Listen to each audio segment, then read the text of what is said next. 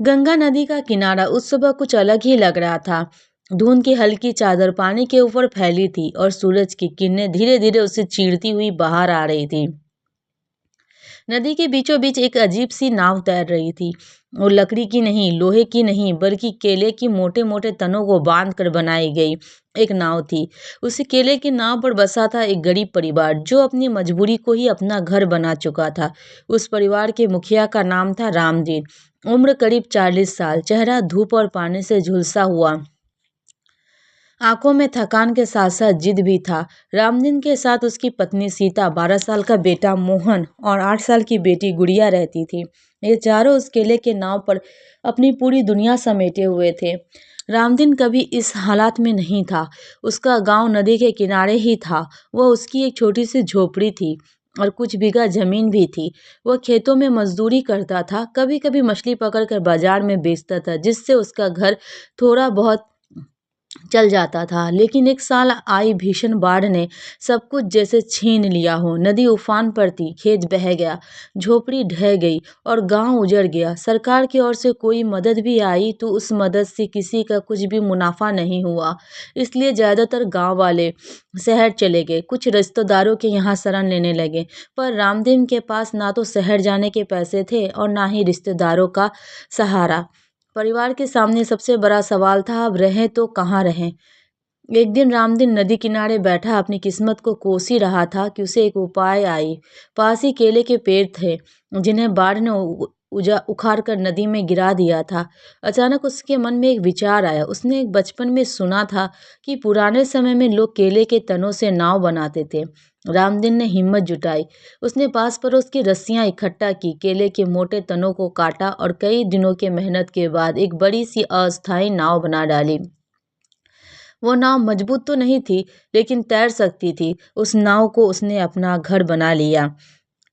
सीता पहले डर गई थी, नाव पर कैसे रहेंगे, बच्चे हैं, डूब गए तो।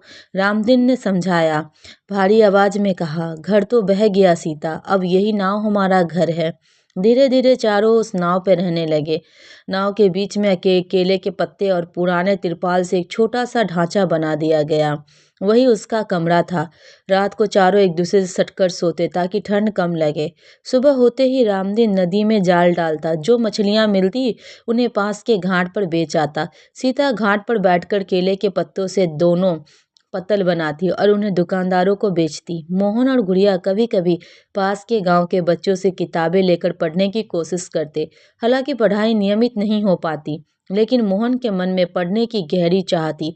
वह अक्सर नदी किनारे खड़े स्कूल को देखकर कहता, बाबा मैं भी स्कूल जाना चाहता हूँ। रामदीन चुप रह जाता, गरीबी उसके शब्दों को निगल जाती थी। गांव और घाट के लोग उस केले के नाव को कौतूहल से देखकर कहते, कुछ लोग दया दिखाते, कुछ मजाक उड़ाते, देखो केले की नाव पर महल बना दिया है। ऐसी बातें सुनकर गुड़िया रो पड़ती, लेकिन सीता उसे सीने से लगाकर समझाती।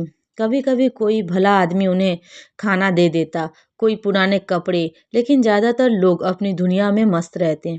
एक रात तेज आंधी आई, हवा के झोंके से नदी उफान पर आ गई। केले की नाव हिलने लगी। सीता डर के मारे बच्चों को कसकर पकड़कर बैठ गई। रामदीन पूरा ताकत से रस्सी थामे रहा। एक तेज लहर आई और नाव किनारे की चट्टान से टकरा गई। केले के कुछ तने टूट गए, नाव डगमगाने लगी। उस रात परिवार ने पहली बार मौत को बहुत पास से देखा। सुबह होते ही आंधी शांत हुई, नाव किसी तरह बच गई, लेकिन अब वह पहले जैसी कमजोर हो चुकी थी। रामदीन की आंखों में चिंता गहरी हो गई। कुछ दिन बाद घाट पर एक समाज सेवी संस्था के लोग आए और बाढ़ पीड़ितों का सर्वे कर रहे थे। उनकी नज़र उस अजीब सी नाव पर पड़ी। वो नाव तक पहुंचे और परिवार से बातचीत की। रामदीन ने अपनी पूरी कहानी उन्हें सुना दी। संस्था के लोगों को यकीन नहीं हो रहा था कि कोई परिवार इतने दिनों से केले के नाव पे रह रहा है। उन्होंने तुरंत मदद का आश्वासन दिया, बच्चों के लिए स्कूल में दाखिले की बात कही और रामदीन के लिए अस्थायी काम ढूंढने का वादा किया।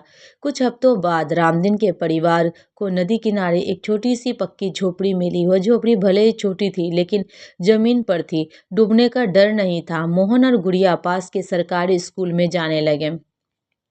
सीता स्वयं सहायता समूह से जुड़ गई और छोटी सी कमाई करने लगी। रामदीन को नाविक काम मिल गया था। केले की नाव अब भी नदी के किनारे बंधी रहती थी। वह उनकी गरीबी और संघर्ष की गवाह थी। कभी कभी रामदीन उसे देखकर सोचता, अगर वह नाव ना होती तो शायद आज हम जिंदा भी नहीं होते। केले के नाव पर बसा वह गरीब परिवार हमें ये सिखाता है कि गरीबी इंसान को तोड़ती नहीं। अगर उसके भीतर हिम्मत और उम्मीद बाकी हो तो परिस्थितियां चाहे कितनी भी कठिन क्यों ना हो, इंसान साहस और मेहनत से रास्ता निकाल ही लेता है।